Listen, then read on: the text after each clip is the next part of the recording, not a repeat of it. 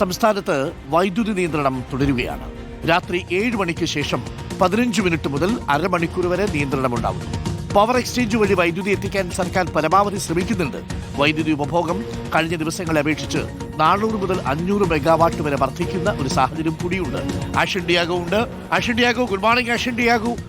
മഴയൊന്ന് മാറിക്കഴിഞ്ഞപ്പോൾ ഫാനും എ സിയൊക്കെ ഇടുന്ന ആൾക്കാരുടെ എണ്ണം കൂടിയിട്ടുണ്ടാവും. ഇന്നലെ വൈദ്യുതി ഉപഭോഗം കൂടുന്നു. ഇനിയും മഴ അധികം മാറി നിന്നാൽ വൈദ്യുതി ഉപഭോഗം കൂടും. വൈദ്യുതി ഉണ്ടാക്കാനുള്ള വെള്ളം ഇല്ലതാനും. കാര്യങ്ങൾ കുറച്ച് സങ്കീർണമാവും.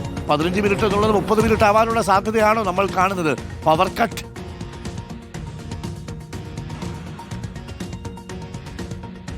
അരുൺ, തീർച്ചയായും സൂചിപ്പിച്ചതുപോലെ തന്നെയാണ്. നിലവിലിപ്പോൾ 15 മിനിറ്റ് ആണ് എന്ന് പറയുന്നുണ്ടെങ്കിൽ പോലും പലയിടങ്ങളിലും 20 മിനിറ്റ് മുതൽ അരമണിക്കൂർ വരെയാണ് ഈ വൈദ്യുതി നിയന്ത്രണം ഏർപ്പെടുത്തിയിട്ടുള്ളത് എന്നുള്ളതാണ് ആളുകളിൽ നിന്ന് നമുക്ക് മനസ്സിലാക്കാൻ കഴിയുന്നത്. മാത്രമല്ല, ഒരേ സ്ഥലത്ത് തന്നെ 2 തവണയിലധികം ഇത്തരത്തിൽ വൈദ്യുതി നിയന്ത്രണം ഏർപ്പെടുത്തുന്നുണ്ട് എന്നുള്ളതാണ്. ഒരേ മേഖലയിൽ തന്നെ 2 തവണ, അതായത് 7 മണിക്ക് ശേഷവും അതുപോലെ തന്നെ 9 മണിയോട് അടുപ്പിച്ചും ഇത്തരത്തിൽ 2 തവണ ഈ ഒരു വൈദ്യുതി നിയന്ത്രണം ഏർപ്പെടുത്തുന്നുണ്ട് എന്നൊരു ആക്ഷേപം കൂടി ഒരു ഭാഗത്ത് ഉയരുന്നുണ്ട്. എന്തായാലും വൈദ്യുതി ബോർഡിൽ നിന്ന് നമുക്ക് മനസ്സിലാക്കാൻ സാധിക്കുന്നത് എൽനിനോ പ്രതിഭാസത്തെ തുടർന്ന് സംസ്ഥാനത്ത് മഴയുടെ അളവ് ക്രമാതീതമായി കുറഞ്ഞിട്ടുണ്ട്. താപനില അതേപോലെ തന്നെ ഉയരുന്നുമുണ്ട്. അതുകൊണ്ട് തന്നെ വൈദ്യുതി ഉപയോഗം വലിയ തരത്തിൽ കൂടുന്നുണ്ട് എന്നുള്ളതാണ്. കഴിഞ്ഞ ദിവസം ഏതാണ്ട് 400 മുതൽ 500 മെഗാവാട്ട് വരെയുള്ള വൈദ്യുതി ഉപഭോഗമാണ് വർദ്ധിച്ചിട്ടുള്ളത്. സാധാരണഗതിയേക്കാൾ കൂടുതലാണിത്.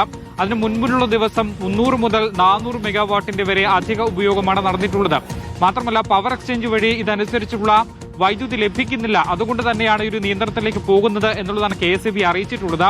എന്തായാലും കഴിഞ്ഞ 2 ദിവസങ്ങളിലായി ഈ ഒരു നിയന്ത്രണം തുടരുന്നുണ്ട്. പ്രത്യേകിച്ച് ഇപ്പോൾ വേൾഡ് കപ്പ് സമയമായതുകൊണ്ട് തന്നെ ആളുകൾക്ക് മത്സരങ്ങൾ കാണേണ്ടതുണ്ട്. അതുകൊണ്ട് ഈ വൈദ്യുതി നിയന്ത്രണം തുടരുന്നതിലും വലിയ പ്രതിഷേധം തന്നെയാണ് ഉള്ളത് എന്നുള്ളതാണ്. മറ്റൊന്ന്, ഇങ്ങനെയാണെങ്കിൽ വീണ്ടും തുടരേണ്ടി വരും. ഈ വൈദ്യുതി നിയന്ത്രണം തുടരേണ്ടി വരും. പവർ എക്സ്ചേഞ്ച് വഴി കൂടുതൽ വൈദ്യുതി ലഭിച്ചില്ലെങ്കിൽ മുന്നോട്ട് എങ്ങനെ പോകും എന്നുള്ളത് സങ്കീർണമായിരിക്കും എന്നുള്ളതാണ് KSEB അറിയിക്കുന്നത്. എന്തായാലും നിലവിലിപ്പോൾ ഉള്ളത് അൺഒഫീഷ്യൽ പവർ കട്ട് തന്നെയാണ്. അത് 15 മിനിറ്റ് എന്ന് പറയുമ്പോൾ പോലും പലയിടങ്ങളിലും അത് 20 മുതൽ അരമണിക്കൂർ വരെ ആകുന്നുണ്ട്. ഈ ഒരു പ്രതിസന്ധി തുടരാൻ തന്നെയാണ് സാധ്യത. ഇന്നും ഈ ഒരു വൈദ്യുതി നിയന്ത്രണം ഉണ്ടായേക്കും എന്നുള്ളതാണ്. ഇത് വീണ്ടും ഒരു പതിവ് കാഴ്ചയാവാനുള്ള സാധ്യത തന്നെയാണുള്ളത്.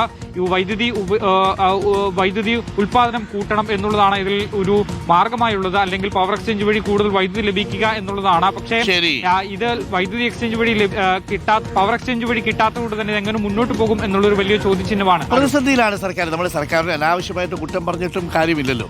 പക്ഷേ കൗതുകകരമായൊരു കാര്യം, 5 വയസ്സ് മാത്രമുണ്ടായിരുന്ന ഒരു കുട്ടി 2016 ശേഷം 10 വർഷക്കാലം ഈ പവർ കട്ട് എന്ന് പറഞ്ഞ് ഈ വീട്ടിൽ പോയിട്ട് ഈ തീപ്പെട്ടി എവിടെ, പെട്ടെന്ന് നമ്മൾ പറയില്ലേ മെഴുകുതിരി എവിടെ, തീപ്പെട്ടി എവിടെ എന്ന് പറഞ്ഞ് വീട്ടിലൊരു ബഹളം ഉണ്ടാകുന്ന ഒരു സാഹചര്യം അത് പല വീടുകളിലും ഉണ്ടായിരുന്നില്ല എന്നുള്ളതാണ്. 10 വർഷത്തിനു ശേഷം ഇപ്പോൾ അവൾക്ക് അല്ലെങ്കിൽ അവന് 16 വയസ്സാകുമ്പോൾ 10ാം ക്ലാസ് കഴിയുമ്പോൾ പവർ കട്ട് വരുമ്പോൾ ഇപ്പോൾ വീട്ടിലൊരു പുതിയ സംഭവമായിട്ട് മാറുന്നുണ്ട് അല്ലേ. അപ്പോൾ അവർക്കൊക്കെ ഇതെന്താ എല്ലായ്പ്പോഴും ഇങ്ങനെ കറണ്ട് പോകുന്നത്? അങ്ങനെയൊക്കെ ഒരു കാലം ഉണ്ടായിരുന്നു. പണ്ടൊക്കെ അങ്ങനെയായിരുന്നു കേട്ടോ. വൈദ്യുതി കൂടുന്നു, ഉപഭോഗം കൂടുന്നു, വൈദ്യുതി നിർമ്മിക്കാൻ പറ്റുന്നില്ല എന്നുള്ളതാണ്. അത് നമ്മളിപ്പോൾ സർക്കാരിനെ കുറ്റം പറഞ്ഞിട്ട് പ്രത്യേകിച്ച് കാര്യമൊന്നുമില്ല. സർക്കാർ വിചാരിച്ച വൈദ്യുതി ഇങ്ങനെ രാവിലെ എഴുന്നേറ്റ് ഉണ്ടാക്കാൻ പറ്റുന്നില്ലല്ലോ. അതിന് പഴയകാല സർക്കാരുകളും ഒക്കെ എല്ലാ കാലത്തും ശ്രമിക്കണമായിരുന്നു എന്നുള്ളതാണ്.